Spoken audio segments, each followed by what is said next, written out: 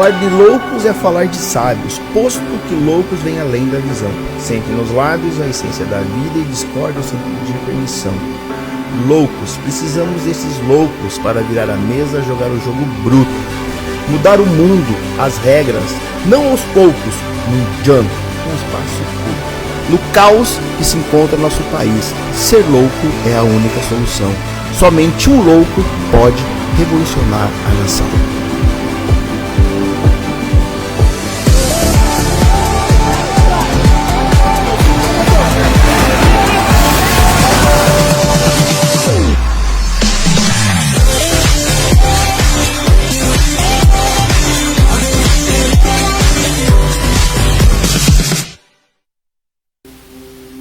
Falar de loucos é falar de sábios, posto que loucos vêm além da visão. Sentem nos lábios a essência da vida e discordam sem pedir permissão.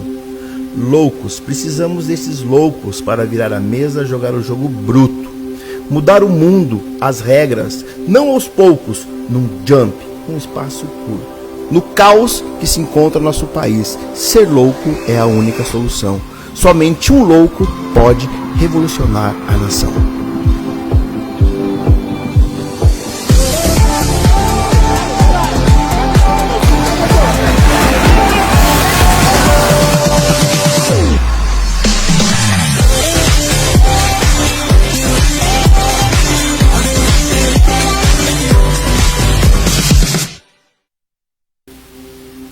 Falar de loucos é falar de sábios, posto que loucos vêm além da visão. Sentem nos lábios a essência da vida e discordam sem pedir permissão. Loucos, precisamos desses loucos para virar a mesa, jogar o jogo bruto. Mudar o mundo, as regras, não aos poucos, num jump, num espaço curto. No caos que se encontra nosso país, ser louco é a única solução. Somente um louco pode revolucionar a nação.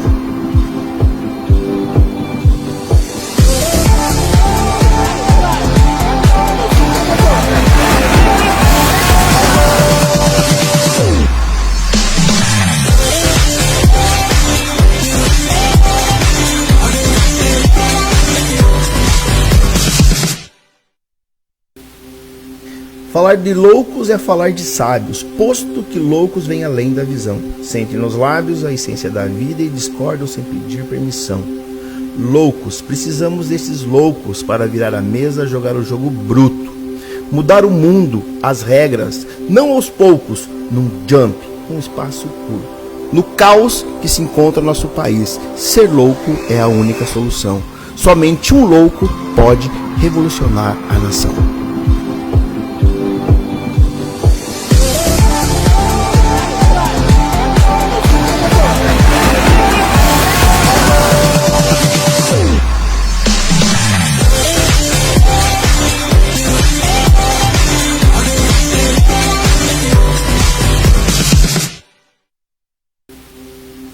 Falar de loucos é falar de sábios, posto que loucos vêm além da visão. Sentem nos lábios a essência da vida e discordam.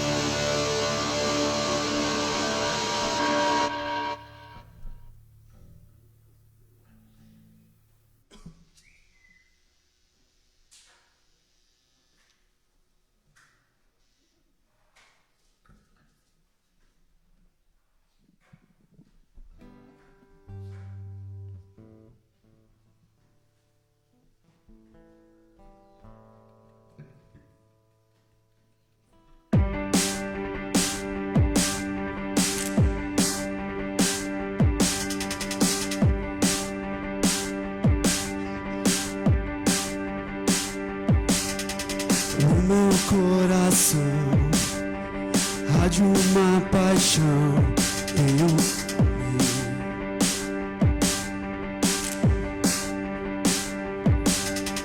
dentro do meu ser o desejo de te ter. Tenho fome de ti, pois nada mais satisfaz. Desejo cair, pois nada vai encher o que tu és pra mim. Vencer meu coração com chamas de amor. Vem despertar meu interior. Tenho fome de ti.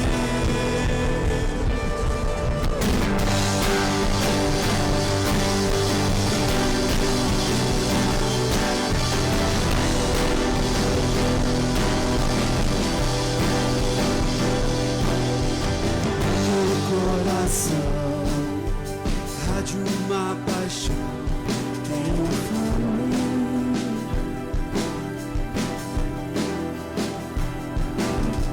Dentro do meu ser, o desejo de te ter. Tenho fome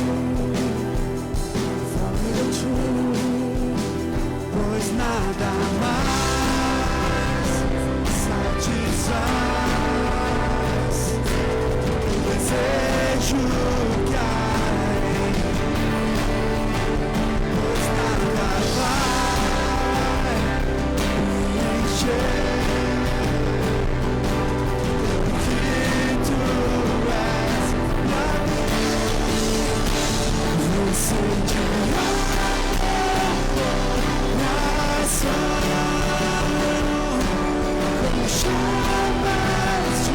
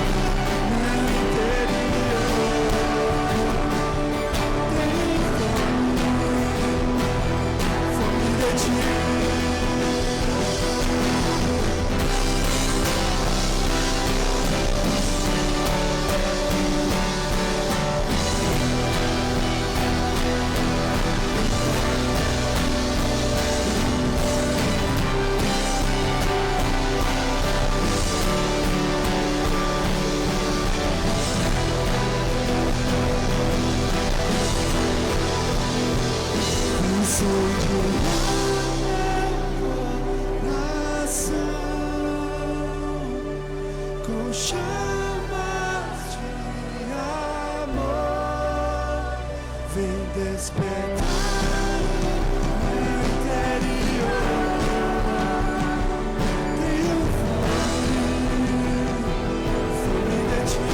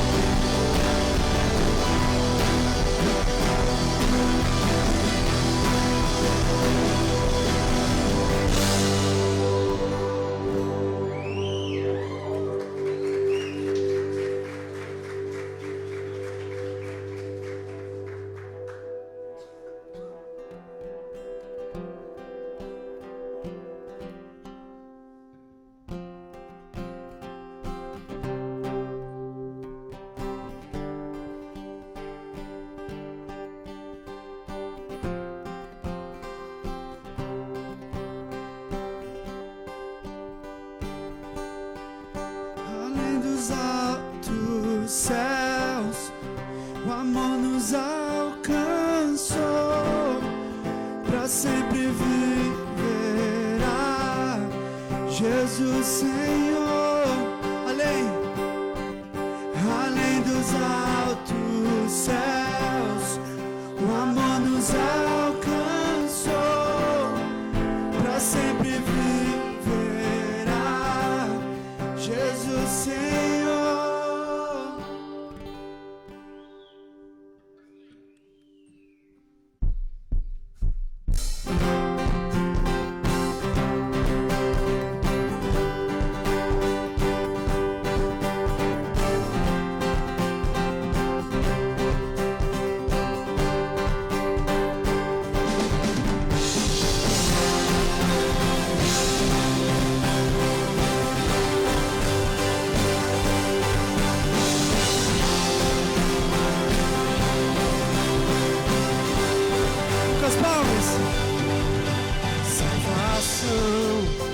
Rasgam a escuridão, ver o reino explodir de cores outra vez. Libertação agitando este lugar, toda sombra sai e o dia começa a brilhar. Além dos altos céus, o amor nos alcançou, pra sempre viverá. Jesus Senhor, nosso olhar está em salvação, encontramos a imagem do amor, louvaremos pra sempre. Nosso olhar está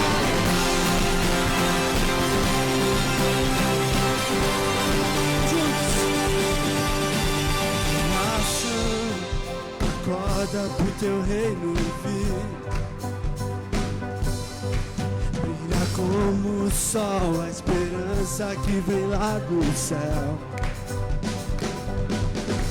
Para sempre, morte você levantou.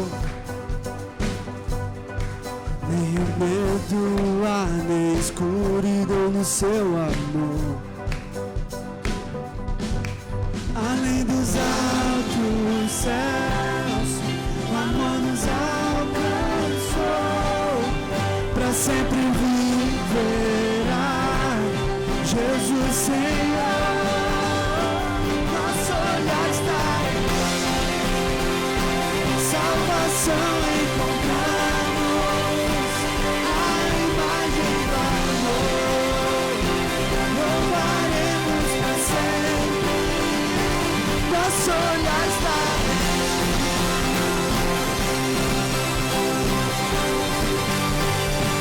nosso olhar está em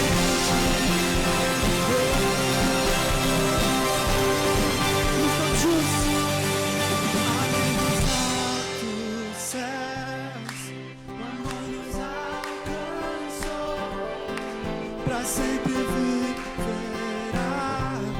Jesus Senhor, seu Pai, além dos altos céus,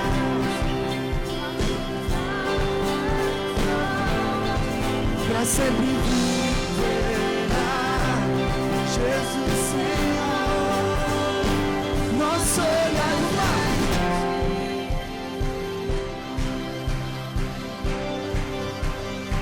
Nosso olhar está em Ti.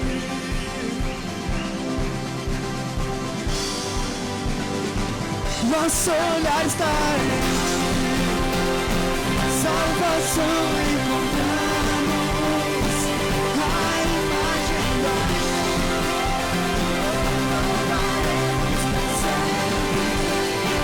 nosso olhar está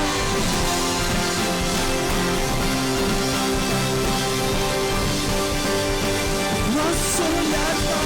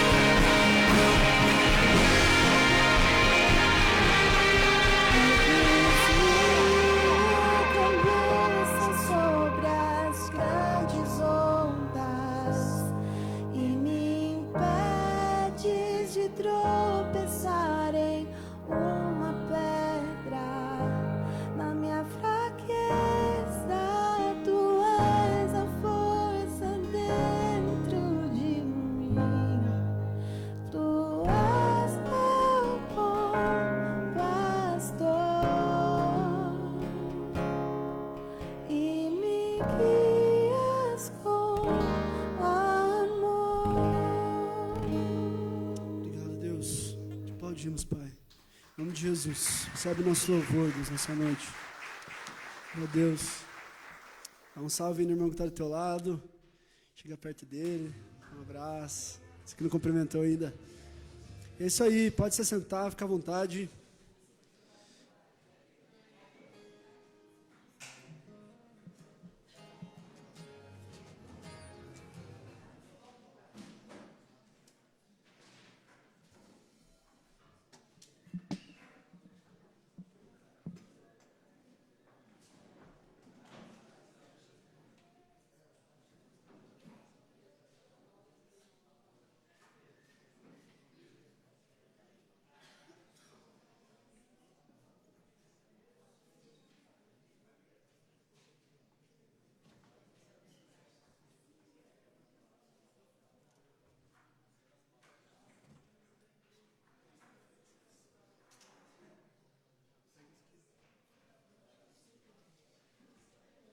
Só encaixa ali, Diogo.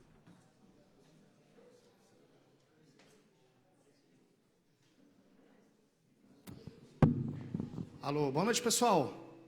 Alô, boa noite. Que bom que vocês vieram. Quem está vindo pela primeira vez aqui, faz um gestinho com sua mão só para a gente saber.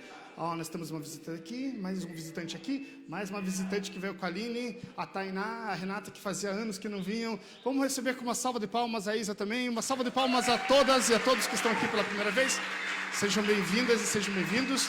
E também lembrando que nós estamos transmitindo pela internet. Eu já vi que tem pessoas de São Paulo, Rio de Janeiro, tem um pessoal do Nordeste que também está assistindo. Também salva de palmas para os nossos telespectadores aí das mídias sociais. Estão nos acompanhando, né? E nessa noite também temos o Bebeto, depois que vai trazer uma mensagem, né, sempre fantástica aí para a gente. Eu quero só dar os avisos rapidinho. Um dos avisos que a gente tem é que nós vamos ter nosso acampamento Vivos Loucos 2019. E nós estamos preparando o melhor acampamento, o melhor acampamento do ano para você participar. É uma chácara que a gente alugou, vai ter muita música, lá não tem horário, lá não tem volume, a gente vai soltar, vai ter futebol, vai ter mensagens muito legais, oficinas. Então a gente faz um acampamento por ano, tem acampamentos, eu sempre falo, tem acampamentos que custam mais ou menos, tem acampamentos de R$500, de R$800, vocês podem conferir aí. O nosso é R$150, 3 dias, vai ser no feriado, 15, 16, 17, tem incluso transporte, alimento e tudo que você puder ter lá nesses 3 dias. Então a gente quer desafiar vocês a irem, casais vão ter desconto, depois conversa com a gente, a gente vai conseguir, pessoas que talvez não vão e querem ajudar outras pessoas a irem, vem conversar com a gente também, porque às vezes, por exemplo, a Renata vai, mas caso ela não vá, ela pode mandar a Tainá. Então vem conversar com a gente, daí você pode ajudar. Tem algumas pessoas, os venezuelanos, que a gente quer enviar também. Nós vamos começar a levantar para eles, tá participando do nosso acampamento, então a gente vai sempre tentando incluir. Procurem a gente ali no café e vamos fazer essas inscrições aí, que já faltam 4 semanas para o nosso acampamento, e a gente precisa de inscrições lá. Vão lá, dê o nome, se você ainda não deu, só dá o teu nome lá, não precisa dar uma entradinha agora, mas dá o nome lá no café. E quarta-feira estamos no Ângelo Gusto, quinta-feira estamos no Loureiro Fernandes, e mais outras atividades que a gente está vindo. Sábado nós temos o culto aqui às 8 horas, e domingo pela manhã nós temos um café com Deus, que é o café comunitário de todo mundo, que a gente conta com a doação de todo mundo. Tem um café, tem um bolo, tem um monte de coisa. Depois a gente tem grupos pequenos. Eu estou correndo aqui por causa do horário, e é isso daí. Se faltou alguma coisa, depois vocês avisam. Vamos chamar, cadê o Pôncio? Está por aí? Pôncio, está aí.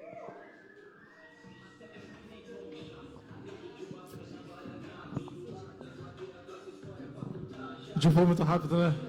Eu não entendi nada que ele falou. Você entendeu que vai ter o acampamento? Você entendeu que vai ter o retiro? Que dia que vai ser? Dia 15, 16, 17. A tia Nelci não vale. A galera lá de trás. Que dia vai ser? Troca esse aqui.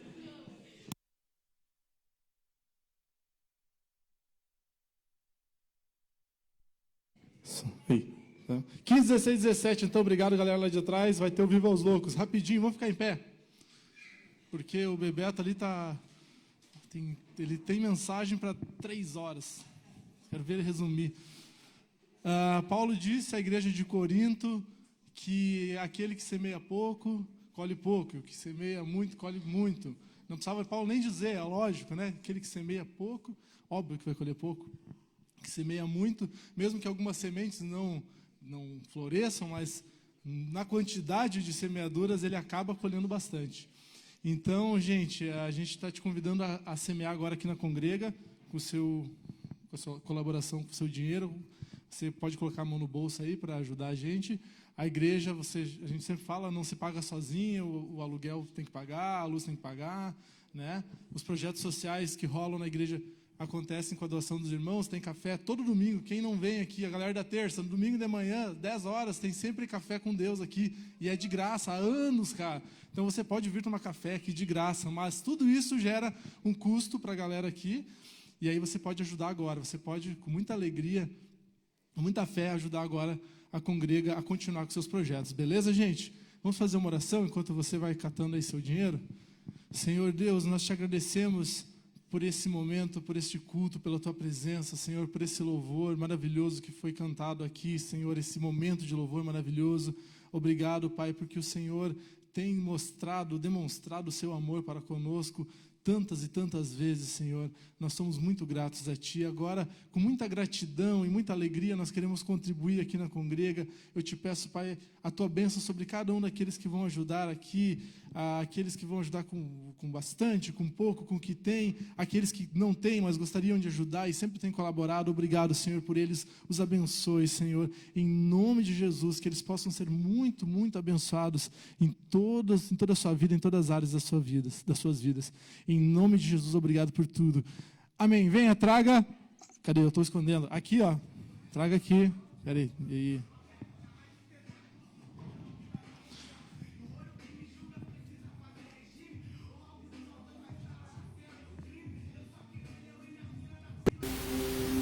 Falar de loucos é falar de sábios, posto que loucos vêm além da visão. Sentem nos lábios a essência da vida e discordam sem pedir permissão.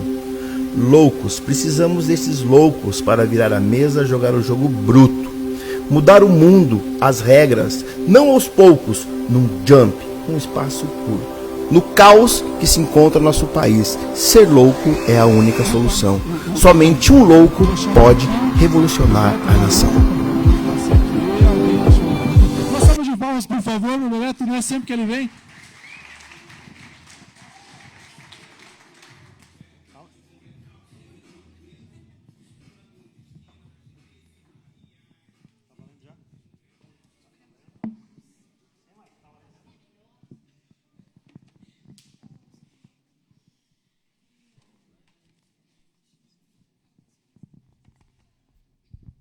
Olá, boa noite.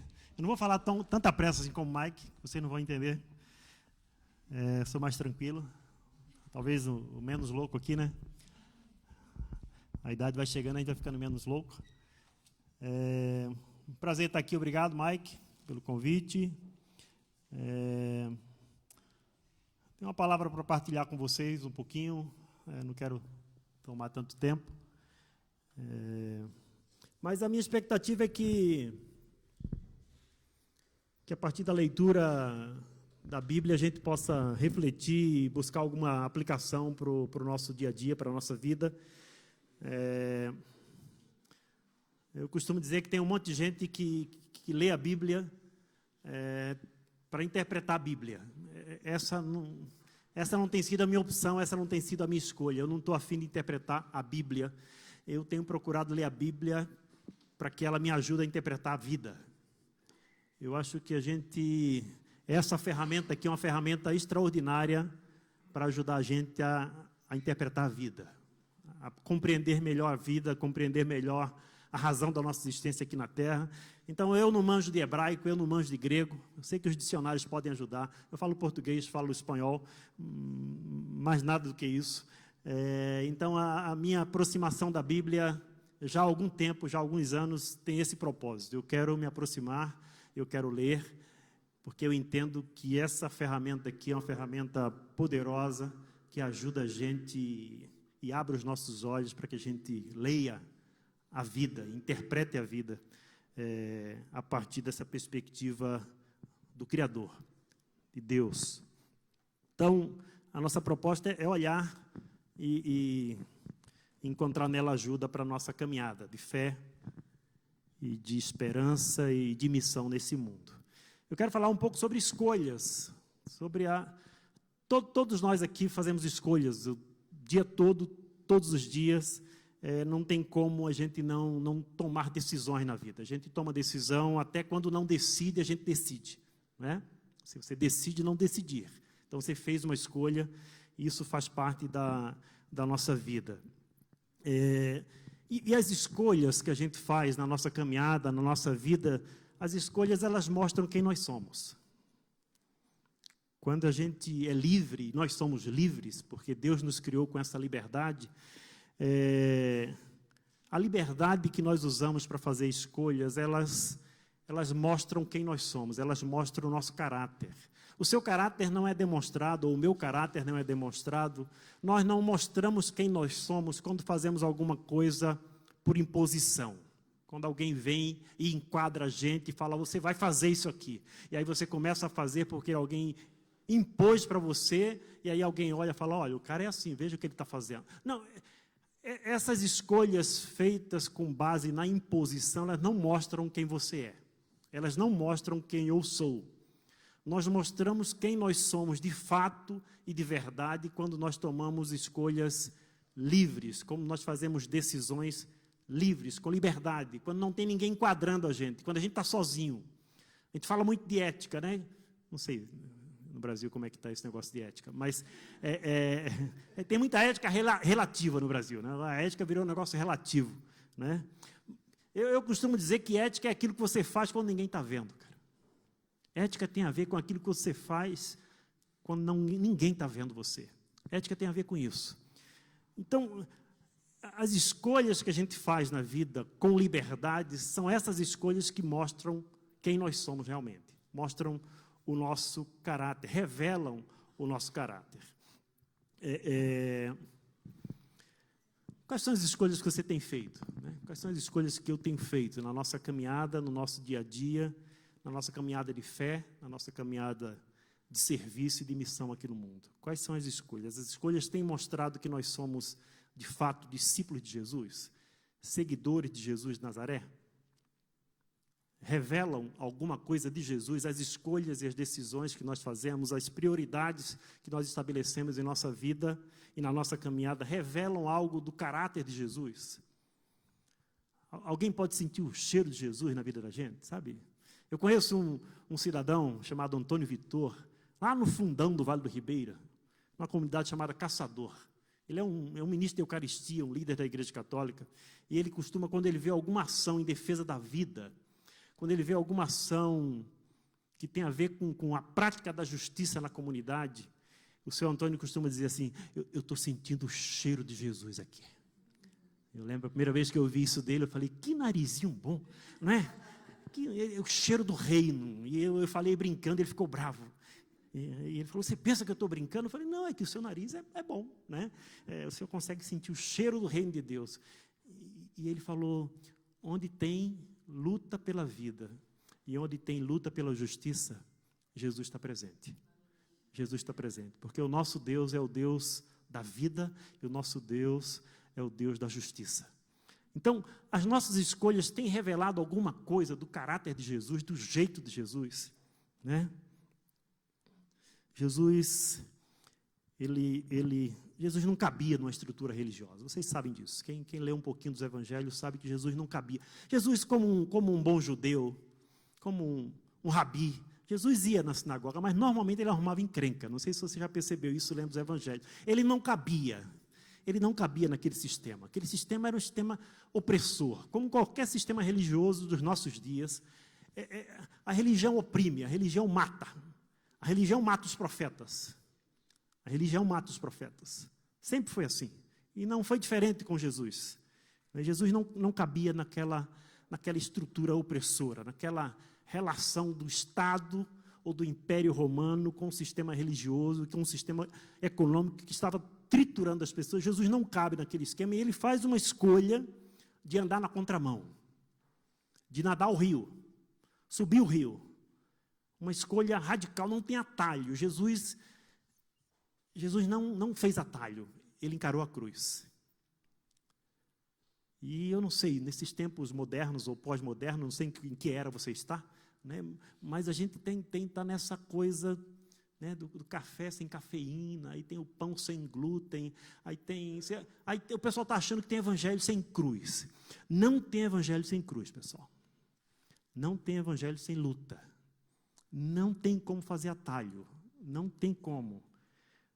O evangelho demanda escolha pelo caminho da cruz. Jesus não iludiu ninguém. Não iludiu ninguém. Ele chamou as pessoas, sabe para quê? Para morrer. É radical. É radical. Radical como o evangelho. Você quer uma causa radical para você viver e morrer? O evangelho. Essa é uma boa causa. Quer fazer algo revolucionário no mundo? Não sai queimando tudo. Sabe o que você faz? Ama aqueles que ninguém quer amar. Sai pela rua. Sai pela rua e começa a servir aqueles que ninguém quer servir. Isso é algo revolucionário. Começa a se aproximar daqueles que ninguém quer se aproximar.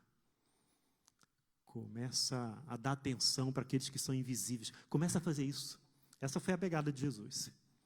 Jesus vai para a cruz porque ele começa a tratar como gente aqueles que o sistema religioso tratava como coisa. O leproso, a criança, a mulher, o cobrador de impostos, a prostituta. Essas pessoas que o sistema religioso descartava e tratava como coisa, Jesus começa a tratar como gente. Aí vai para a cruz. Aí vai para a cruz. Porque sabe como é que funciona a cabeça do judeu até hoje? O judeu sabe que Deus não abençoa coisa. Eu sei que tem gente por aí que ora para Deus abençoar o carro, né? Para abençoar o templo, para abençoar a casa. Pessoal, desculpa, mas Deus não abençoa coisa. O negócio de Deus é com gente. É com gente. A gente não vê nem Jesus abençoando a comida. A gente costuma falar, Deus abençoa essa comida, né? Como lá um cheeseburger cheio de cheddar, cheio de um monte, abençoa, que faça bem para a gente. É lógico que não vai fazer bem para a gente, né? Acho que Deus não entende algumas coisas que a gente fala, né? Aquela costela assim suculenta, né? Oh, Deus abençoa, que faça bem para a gente. Deus faz que não está escutando. Vai lá, meu filho, cai na carne aí, né? Mas Jesus não abençoa coisa. Jesus, quando ele pega o alimento, o que ele faz? Ele agradece a Deus pelo alimento. Ele agradece a Deus pelo fruto da terra que chega na mesa. Ele agradece. Ele não abençoa porque ele sabe que Deus... Judeu sabe que Deus não abençoa coisa. Só abençoa a gente. Então, essas pessoas que eram coisificadas, que eram transformadas em coisa, que eram descartadas, ao serem descartadas, ao se tornarem não gente, elas não eram mais alvos da bênção de Deus. Por quê? Porque Deus não abençoa coisa. E o que é que Jesus faz? Jesus sai pelos becos e pelas vielas e começa a acolher essas pessoas. Ele começa a humanizar essas pessoas. O Evangelho não transforma você num anjo. O Evangelho transforma você em gente. Não sei se você sabia. Eu sei que tem gente que vira um ser celestial, né? Tem uns caras que não falam mais português, se veste esquisito, negócio doido, né? Eu falo que são os levitas. O cara nem vive na terra, nem vive no céu. Ele está levitando sobre nós. É o pessoal que tudo esquisito. Jesus até falou para a gente ser diferente, não para ser esquisito. Jesus, ele humaniza as pessoas. O Evangelho nos humaniza. E é isso que Jesus faz. Jesus pega o leproso e traz para dentro. Pega a prostituta e traz para dentro. Pega a criança e coloca no centro. Todos esses que eram coisificados, Jesus traz para dentro e trata como gente. Se é gente, é alvo da bênção de Deus. É alvo da graça de Deus. É alvo da salvação de Deus. E é isso que leva ele para a cruz. Mas é uma escolha que Jesus faz, uma escolha de andar na contramão desse sistema. Eu tenho um amigo na Inglaterra que ele sempre falava isso, que o peixe que só desce o rio é peixe morto. E o chamado de Cristo para a gente é o chamado para nadar contra a correnteza. Peixe vivo sobe o rio. Sabe o peixinho que está sempre assim, na direção da correnteza? Ele está boiando, ele não está nadando, ele está morto, né? E a opção que Jesus faz é a opção de subir o rio. Então, a reflexão que eu queria fazer com vocês, já falei mais do que deveria ter falado aqui na introdução, mas é sobre as escolhas. As escolhas que eu tenho feito, será que elas abrem espaço para que a vontade de Deus e os valores do reino de Deus floresçam na minha vida? Ou as escolhas que eu tenho feito abafam a vontade de Deus na minha vida? Se eu estou seguindo Jesus, a escolha que eu tenho feito é uma escolha para servir o outro ou para ser servido? Jesus coloca o serviço para os seus discípulos e para todos nós como um estilo de vida. O serviço como um estilo de vida. Jesus fala assim: o Filho do Homem não veio para ser servido, mas para servir e dar a sua vida em resgate de muitos. Evangelho de Marcos, capítulo 10, verso 45. Jesus está falando aí de estilo de vida, que basicamente são dois, ele resume em dois estilos. Tem as pessoas que querem ser servidas e tem as pessoas que querem servir. Jesus fala assim: a minha escolha é servir e não ser servido. Então, as escolhas que a gente tem feito, elas visam o outro ou estão sempre voltadas para a gente mesmo? Quais são as escolhas que a gente tem feito?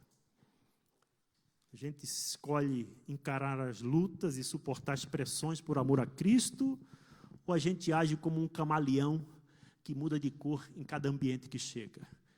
Como tem sido a nossa espiritualidade? Como tem sido o nosso seguimento de Cristo? A gente está com essa disposição, a gente tem feito escolhas de encarar e de suportar as pressões por amor a Cristo?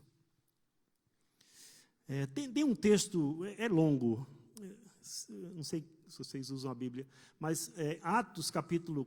O pessoal usa a Bíblia aqui, né? Tem um amigo que fala assim: Bebeto, você tem um problema. É um pastor batista lá em Recife. Ele fala assim: você acredita demais na Bíblia, cara. Eu falei: mas rapaz, o que é que eu faço? Eu estou perguntando isso porque o Eduardo me viu. O Eduardo falou: Bebeto, você ainda está andando com Bíblia? Estou, Eduardo, estou andando com Bíblia ainda. Tem uns careta aí que anda com Bíblia. Então, Atos dos Apóstolos, capítulo 4, tem um texto que eu queria olhar com vocês. Como é que é o tempo aí? Aqui o pessoal entra e fecha a porta e ninguém sai? Como é que é isso? Eles estão filmando, não pode falar essas bobagens, né? Desculpa aí, pessoal. Não, mas deixa a porta aberta, Mike. Se o pessoal quiser sair aí. Mas aqui é... Não, tem tudo é tipo de igreja. Tem uns que pagam para entrar, tem uns que pagam para sair. Mas não é o caso aqui, não. Essa comunidade aqui é uma comunidade de gente que serve. Tem um... Capítulo 4 de Atos dos Apóstolos, se você tiver Bíblia e quiser acompanhar, eu vou ler. Vou correr o risco aqui, é um texto um pouquinho longo, mas acho que vale a pena. A gente perde tempo com tanta bobagem aí. Enquanto Pedro e João falavam ao povo, chegaram os sacerdotes, o capitão da guarda do templo e os saduceus. Eles estavam muito perturbados porque os apóstolos estavam ensinando o povo e proclamando em Jesus a ressurreição dos mortos. Agarraram Pedro e João e, como já estava anoitecendo, os colocaram na prisão até o dia seguinte. Mas muitos dos que tinham ouvido a mensagem creram, chegando o número dos homens que creram a perto de 5 mil pessoas. No dia seguinte, as autoridades, os líderes religiosos, os mestres da lei, reuniram-se em Jerusalém. Estavam ali Anás, o sumo sacerdote, bem como Caifás, João, Alexandre, todos que eram da família do sumo sacerdote. Mandaram trazer Pedro e João diante deles e começaram a interrogá-los. Com que poder ou em nome de quem vocês fizeram isso? Então, eles tinham curado uma pessoa. Então, Pedro, cheio do Espírito Santo, disse-lhes: autoridades e líderes do povo, visto que hoje somos chamados para prestar contas de um ato de bondade em favor de um aleijado, sendo interrogados acerca de como ele foi curado, saibam os senhores e todo o povo de Israel que por meio do nome de Jesus Cristo Nazareno, a quem os senhores crucificaram, mas a quem Deus ressuscitou dos mortos, este homem está aí curado diante dos senhores. Este é a pedra que vocês, construtores, rejeitaram e que se tornou a pedra angular. Estou no versículo 12 agora. Não há salvação em nenhum outro, pois debaixo do céu não há nenhum outro nome dado entre os homens pelo qual devamos ser salvos. Vendo a coragem de Pedro e João, e percebendo que eram homens comuns e sem instrução, ficaram admirados e reconheceram que eles haviam estado com Jesus. E como podiam ver ali com eles o homem que fora curado, nada podiam dizer contra eles. Assim ordenaram que se retirassem do sinédrio e começaram a discutir, perguntando: o que faremos com esses homens? Todos os que moram em Jerusalém sabem que eles realizaram um milagre notório que não podemos negar. Todavia, para impedir que isso se espalhe ainda mais entre o povo, precisamos adverti-los de que não falem com mais ninguém sobre esse nome. Então, chamando-os novamente, ordenaram que não falassem nem ensinassem em nome de Jesus. Mas Pedro, versículo 19, a resposta de Pedro e João: julguem o Senhor. Falar de loucos é falar de sábios, posto que loucos vêm além da visão. Sentem nos lábios a essência da vida e discordam sem pedir permissão. Loucos, precisamos desses loucos para virar a mesa, jogar o jogo bruto. Mudar o mundo, as regras, não aos poucos, num jump, um espaço curto. No caos que se encontra no nosso país, ser louco é a única solução. Somente um louco pode revolucionar a nação.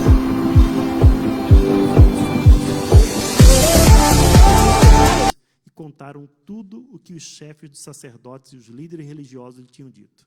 Ouvindo isso, levantaram juntos a voz a Deus, dizendo: ó soberano, tu fizeste os céus, a terra, o mar e tudo que neles há.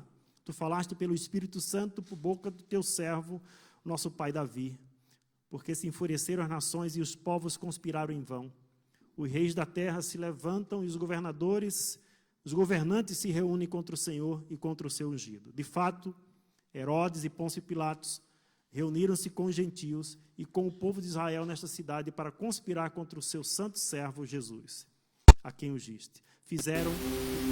Falar de loucos é falar de sábios, posto que loucos vêm além da visão. Sentem nos lábios a essência da vida e discordam sem pedir permissão.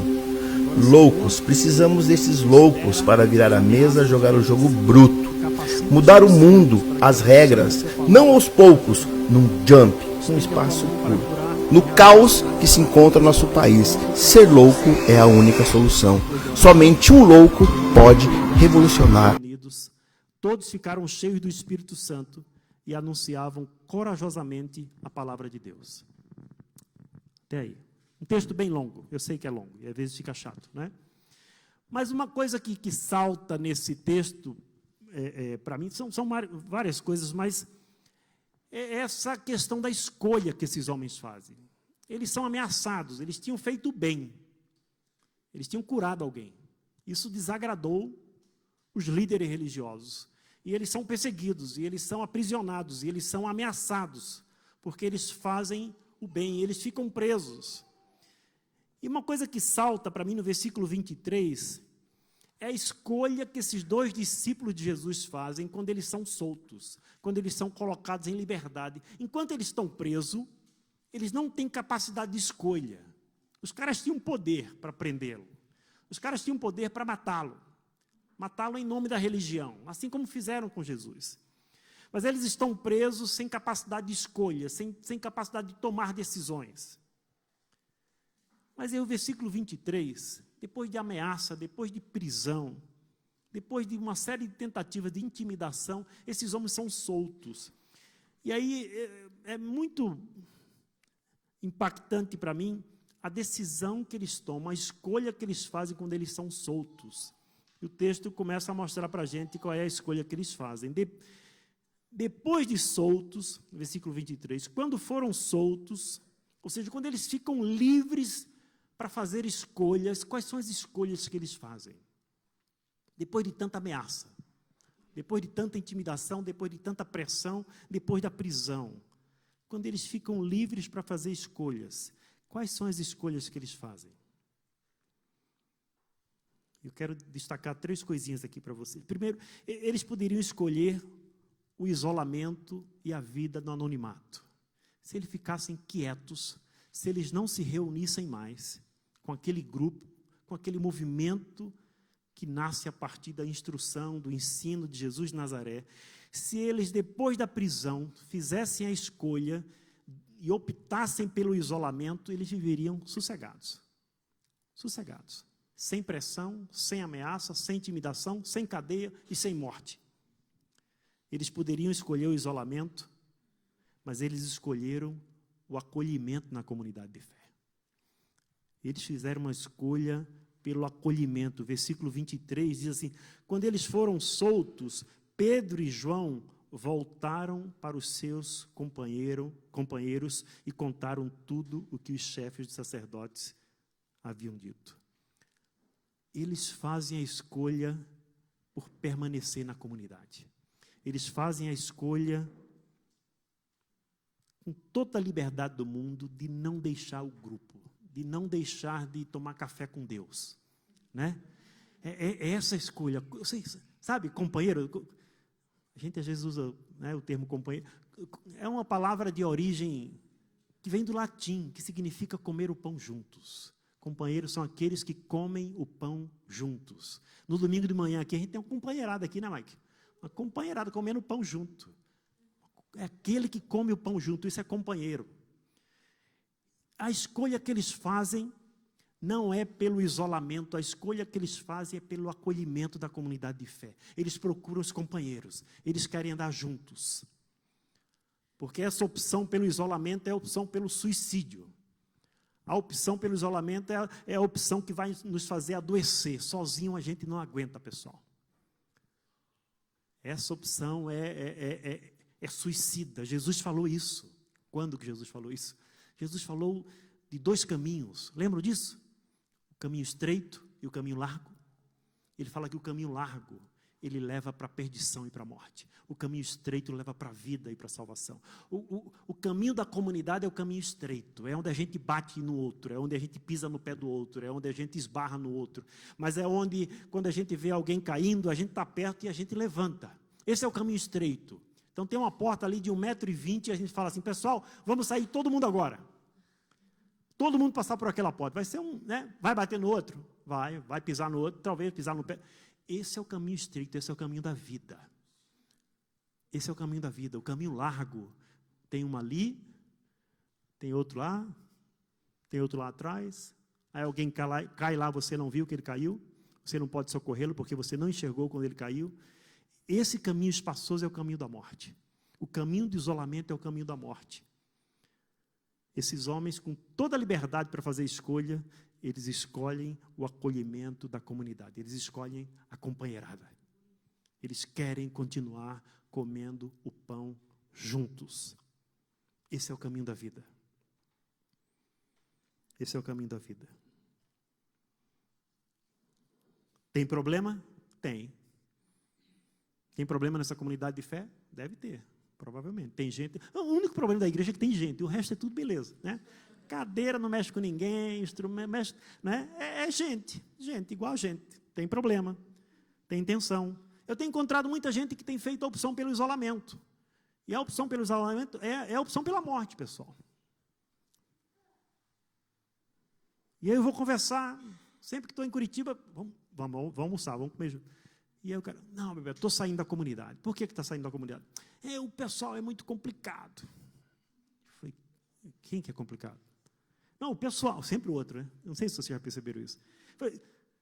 Eu posso dizer que eu não sou um cara complicado, mas pergunta para a Sueli, pergunta à minha esposa se eu sou complicado. Quando você quer saber se você é complicado, pergunta para o outro. De preferência para alguém que anda com você, que convive com você. Pergunta para o teu pai, para o teu filho, né, para a tua esposa, namorado e tal. Pergunta, não bate o olho no espelho e fala assim, eu sou maravilhoso. Né? Não faz isso. Pergunta para alguém que anda com você, eu sou complicado? A pessoa fala, mais ou menos. Né? Então, você não muda nada estando fora. Você quer que a comunidade de fé mude, melhore, amadureça? Fica nela. Fica nela. Você estando fora, você não muda nada de fora. Você muda por dentro. Então, fica na comunidade. Essa é a escolha que eles fazem. Nós vamos permanecer juntos. Tem conflito, tem tensão, mas tem encorajamento mútuo, tem partilho do pão, tem partilho do vinho. Aqui o pessoal toma suco, né? Então, beleza, toma suco. Tem um pessoal que é mais crente do que Jesus, não é? Jesus era chegado, né? Não tem problema. Mas eu entendo perfeitamente. Jesus era um cara muito social. Jesus cresceu socialmente, ele se desenvolveu socialmente. Jesus, quando não convidavam ele para jantar na casa, né, ele se convidava, né? Fala, desce daí que eu vou na tua casa hoje, está sabendo? Né? Jesus chega numa festa e está correndo o risco de todo mundo ser disperso. Por quê? Porque acabou o vinho. O que é que Jesus faz? Transforma a água em vinho. Para quê? Para ficar junto, cara. Para a festa não acabar. Tem uns crentes que são mais crentes do que Jesus. Os caras chegam na festa, transformam vinho em água, só para acabar com a festa dos outros. Não é? Tem uns caras que... Eu não entendo muito, não, rapaz. Eu estou falando assim, quanto mais eu leio o evangelho, menos evangélico eu sou, cara. É um negócio... Isso não está gravando, tá, né? Já era. Mas assim, entre o evangelho e os evangélicos, fica com o evangelho. Fica com o evangelho de Jesus de Nazaré. Jesus não era evangélico, eu não sei se você sabe, né? Ele é judeu. Ele nunca chamou ninguém para a religião dele. Jesus nunca fez proselitismo. Jesus não fundou a religião. A proposta de Jesus não é uma proposta de vida religiosa. A proposta de Jesus é uma proposta de vida abundante, cara. Ele não fala assim, eu vim para que vocês se tornem evangélicos. Você está doido, rapaz? Você está doido. Eu vim para que vocês tenham vida. Vida que vale a pena ser vivida. Vida que tem sentido, que tem significado, que tem senso de missão. Eu vim para que vocês tenham vida. O projeto de Jesus de Nazaré não é um projeto religioso. Muito pelo contrário. É um projeto subversivo. É um projeto de harmonia. Harmonia, eu vim para que vocês tenham shalom. Essa é uma palavra hebraica linda. Shalom é harmonia. Harmonia do ser humano consigo mesmo, harmonia do ser humano com seu Criador, harmonia do ser humano com o seu próximo e harmonia do ser humano com a criação de Deus. Isso é shalom. Shalom. Se você lê Bíblia, isso é o que existia nos capítulos 1 e 2 de Gênesis. Aquilo ali, harmonia, shalom. Isso é shalom. Ok. Então, a escolha pela comunidade e não pelo isolamento, a escolha pelo acolhimento. Depois de soltos, eles também poderiam escolher abandonar a fé, abandonar a esperança que eles haviam depositado em Jesus. Deu errado o projeto. O Messias foi para a cruz. Né?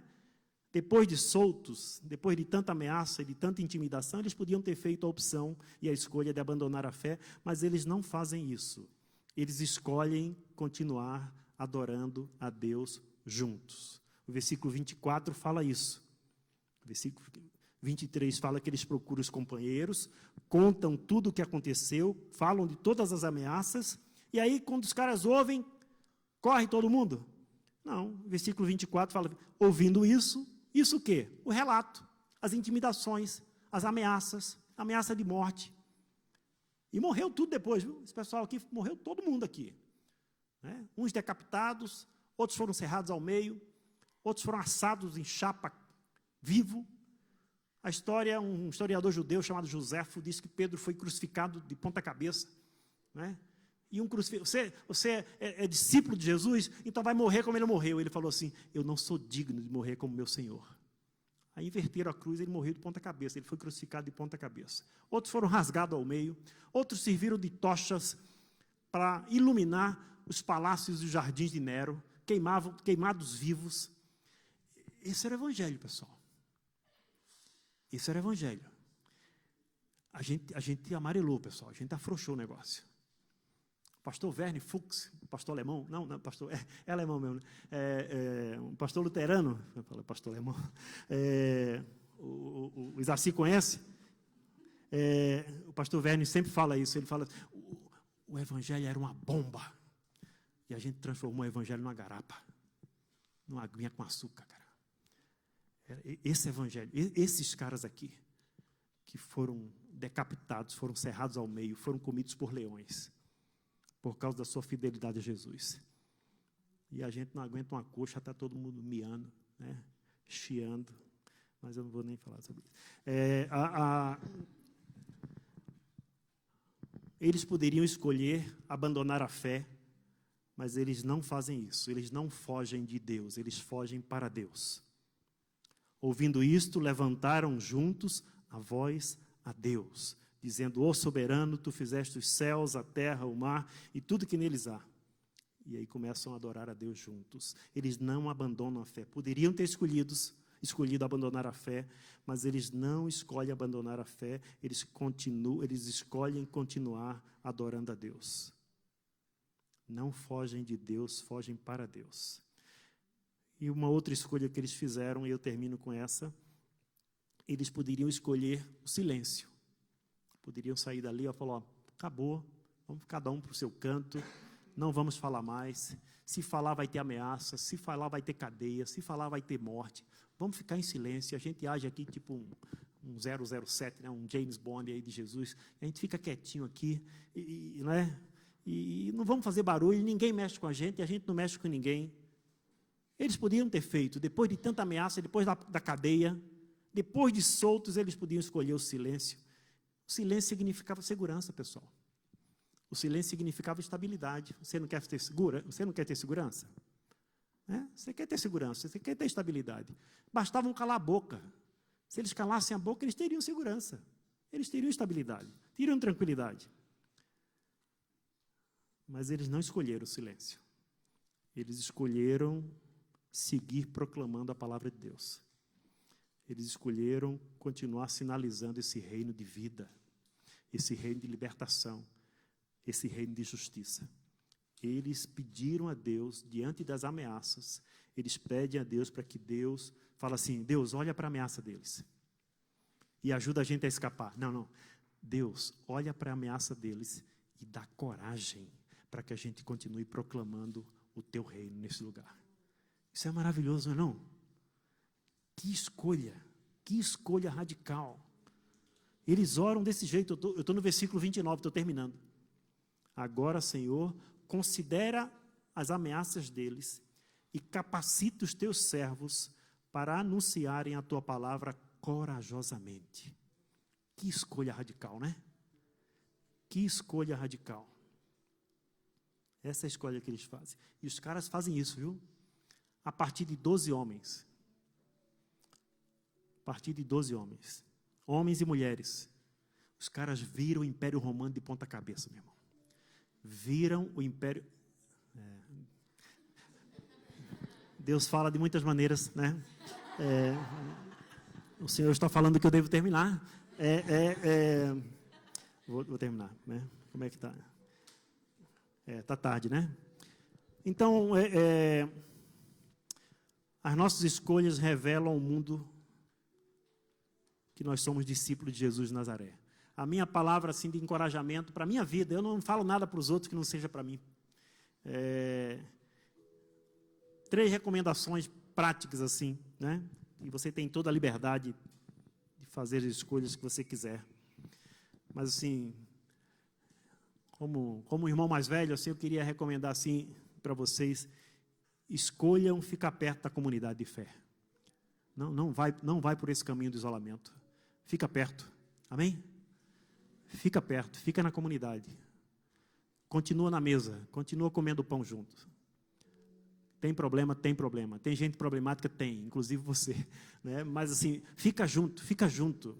É melhor junto. Tudo que Jesus deixou para a gente fazer aqui na terra só dá para fazer juntos. Não tem espaço para carreira solo, tem no mundo gospel, né? Mas no Evangelho de Jesus de Nazaré não tem espaço para carreira solo. A tarefa que ele deixa para a gente executar aqui na terra é a tarefa coletiva, meu irmão. A primeira ação de Jesus de Nazaré, antes de ensinar, antes de fazer milagre, a primeira ação de Jesus, quando ele inicia o seu ministério público, sabe qual é a primeira ação de Jesus? Montar um time, montar uma equipe. Ele sai e fala assim, vem cá você, só chamou gente complicada, cara. Só gente igual a gente, só gente complicada. Então assim, fica perto, fica na comunidade, não vai pelo isolamento. Uma outra recomendação: escolha seguir adorando o único Deus verdadeiro, aquele que criou você, que salvou você e que sustenta você. Escolha seguir adorando o único Deus verdadeiro. Não se dobre diante de nenhum outro Deus. E esse mundo tem muitos deuses. Tem Deus mercado, tem Deus mamon, tem um monte de Deus que quer que você se dobre. Não se dobre. Não se dobre. Só se dobre diante do Deus verdadeiro. Adore Deus como o único Deus da sua vida. E terceira e última recomendação: escolha participar da missão de Deus no mundo. Se comprometa com a proclamação do Evangelho, se comprometa com a demonstração do Evangelho.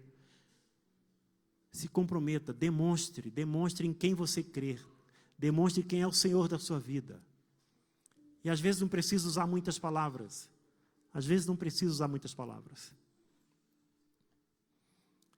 Jesus fala do impacto dos cristãos no mundo, do impacto dos cristãos na sociedade. Jesus fala assim: vocês são o sal da terra.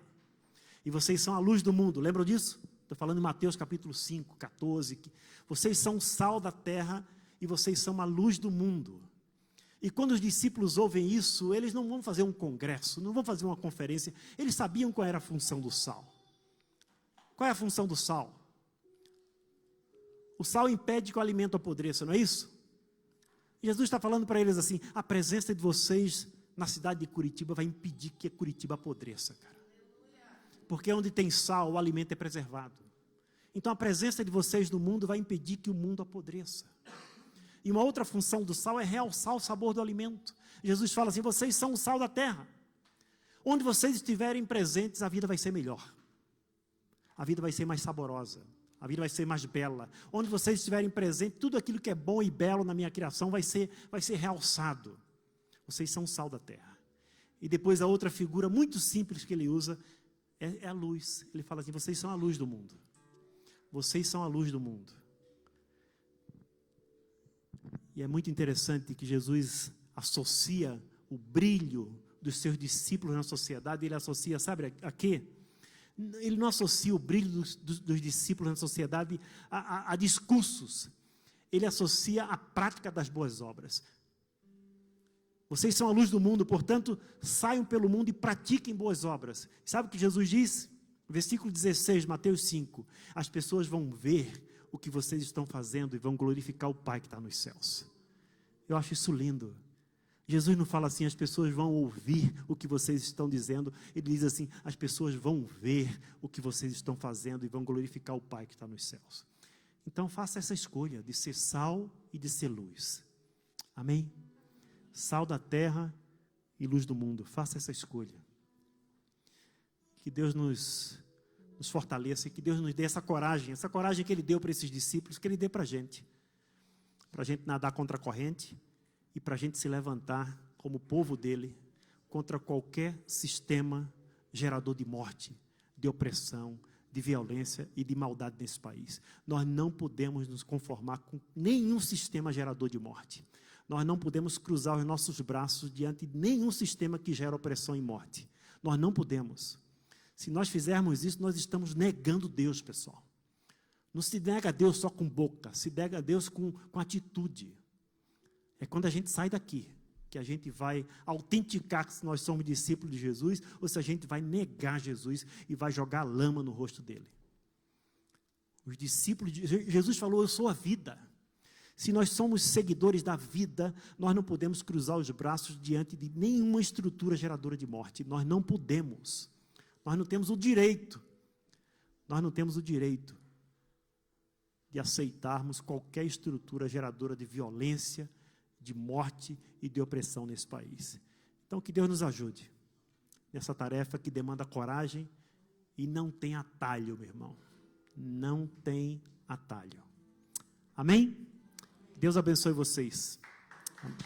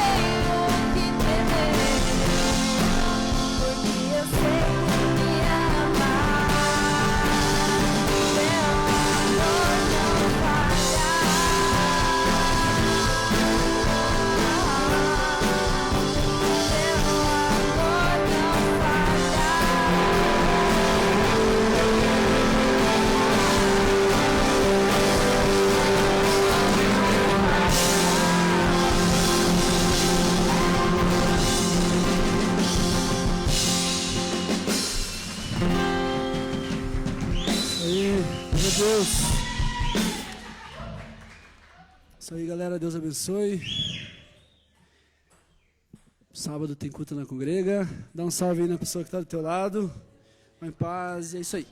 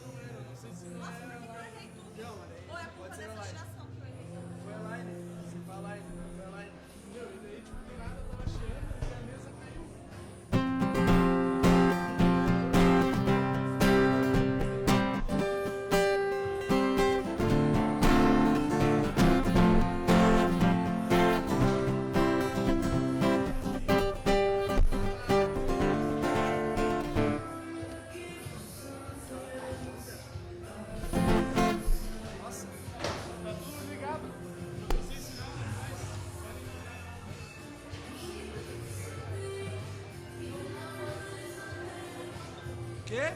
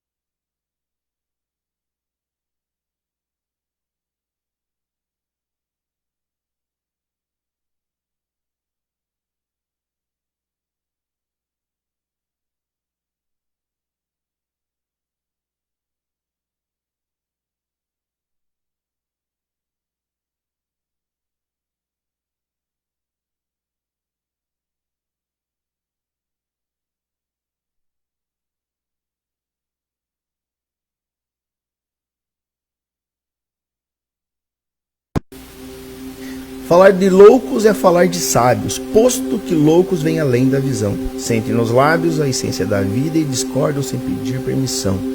Loucos, precisamos desses loucos para virar a mesa, jogar o jogo bruto. Mudar o mundo, as regras, não aos poucos, num jump, num espaço curto. No caos que se encontra no nosso país, ser louco é a única solução. Somente um louco pode revolucionar a nação.